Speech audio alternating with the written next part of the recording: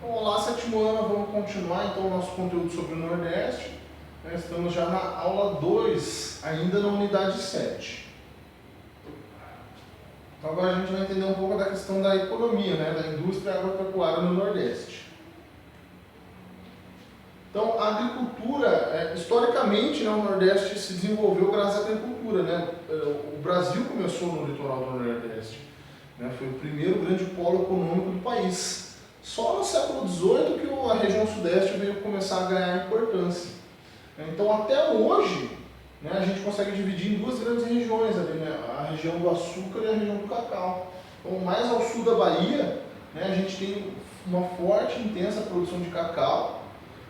Já foi a maior região do mundo produtora de cacau, hoje foi superada ali pela África, pela parte equatorial da África. E de Salvador para cima, até lá no Rio Grande do Norte, é uma região muito forte na produção de cana-de-açúcar. Claro que não se compara ao tempo colonial, mas ainda assim é uma região bem forte na produção de açúcar. Além, é claro, do cinturão verde, da produção hortifruti granjeira ali no entorno dos grandes centros, para o abastecimento local. Então aqui, pé de cacau, cacaueiro, na zona rural do município de Itacaré, na Bahia, em 2012. A semente, transformada em amêndoa, na maior parte das vezes é exportada para a produção de chocolate. A pecuária ela vai se desenvolver com mais força já para o interior, no agreste, no sertão e no meio norte. Devido às condições climáticas difíceis, a pecuária bovina ela não vai se desenvolver com tanta intensidade. Mais no meio norte ali ocorre, mas assim, a pecuária ocorreu com força em outros animais, em outras espécies animais que se adaptaram mais ao clima inóspito do Nordeste, principalmente ali na região de agreste e sertão. Então a gente tem aqui caprinos, com a Bahia tendo um grande rebanho, mais de 2 milhões de cabeças, Pernambuco, Piauí, veja, o caprino adaptado ao clima do sertão, do agreste desses estados. Ovinos também, na Bahia, Pernambuco e Ceará, o ovino ele já precisa de um clima um pouco mais ameno, então já vai ali mais para a região do agreste, a região mais úmida, mais amena.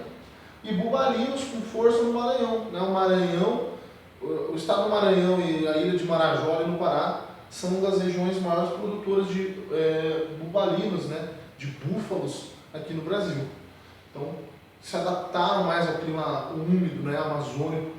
Vejo que a pecuária bovina não se destaca tanto no Nordeste. Ela ocorre com força até, mas não se compara com a pecuária bovina que ocorre no centro-oeste ou no norte do país.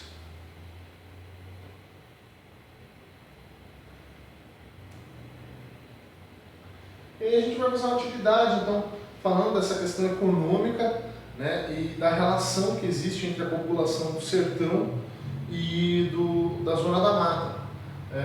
Também fazendo um paralelo aí com a aula de literatura. Então, vamos ler ali Morte e Vida Severina.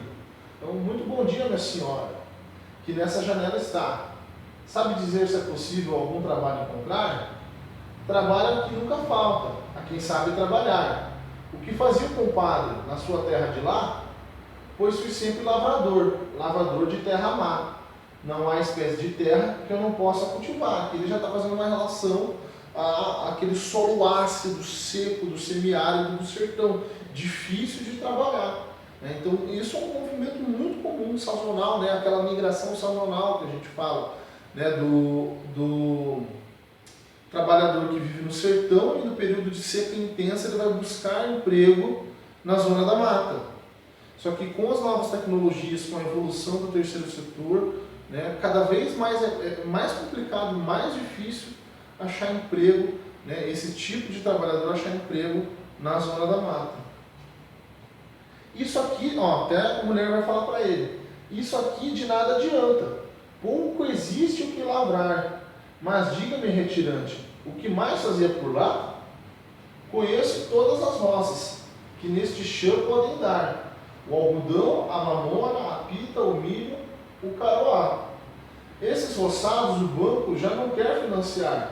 É bem legal essa questão do banco não querer financiar, porque no Brasil o banco financia aí os grandes produtores, né, estão associados à bancada ruralista, grande produtor bovino de soja, né, mas o pequeno produtor agrícola, né, sofre aqui no Brasil. É só a gente ver lá o conteúdo que a gente viu no bimestre passado, até da questão da péssima distribuição de terras que existe no nosso país. Mas diga-me, retirante, o que mais fazia por lá? Sei também tratar de gado, entre urtigas pastorear, gado de comer do chão ou de comer ramas no ar. Com a vinda das usinas, há poucos engenhos já, mas nada mais o retirante aprendeu a fazer por lá, as usinas aqui de cana-de-açúcar, né? Nada mais o retirante aprendeu a fazer lá no sertão.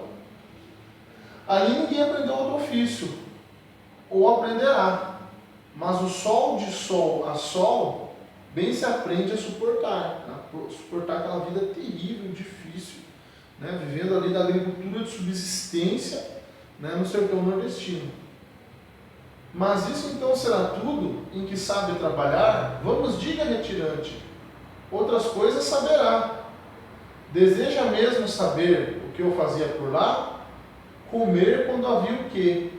E havendo ou não, trabalhar. Bem forte o final, né? Bem interessante.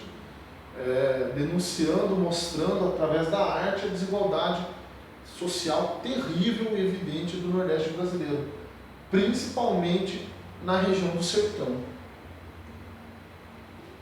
Então, reflita a respeito, né, das questões a seguir, depois registre suas ideias com o seu professor.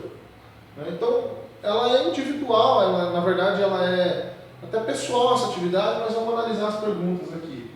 Né? Analisando o diálogo dos personagens, ou das personagens, né? É possível identificar alguns elementos naturais do local. Transcreva um trecho que demonstre, né? Então, aquela questão da terra, né?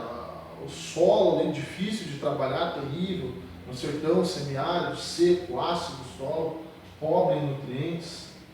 Né? O retirante demonstra habilidades no cultivo do solo.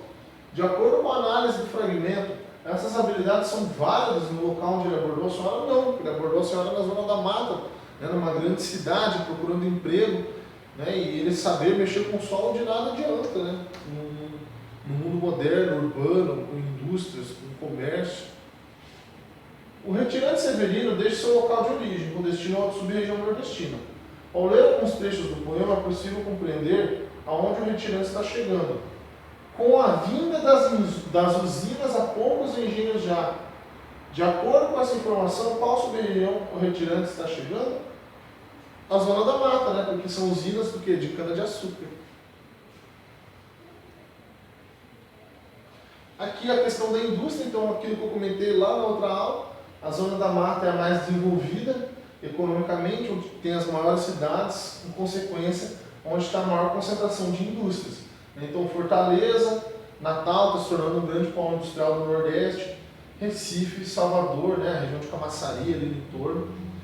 Poucas indústrias estão no interior, e as poucas que estão no interior são mais associadas à questão alimentícia. A maior parte está próxima aos grandes centros urbanos, no litoral.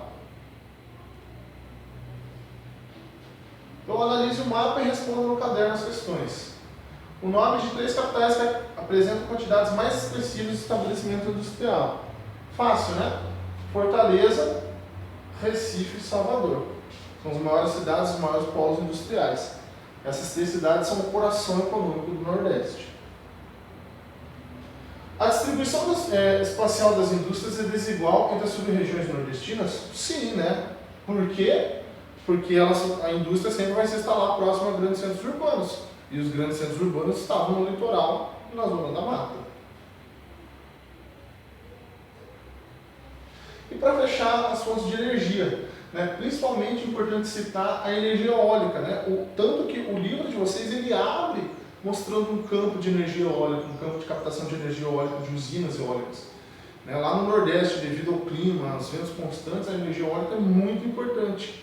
Ela já chegou a manter ali o abastecimento de 60% da energia elétrica do Nordeste quando teve seca.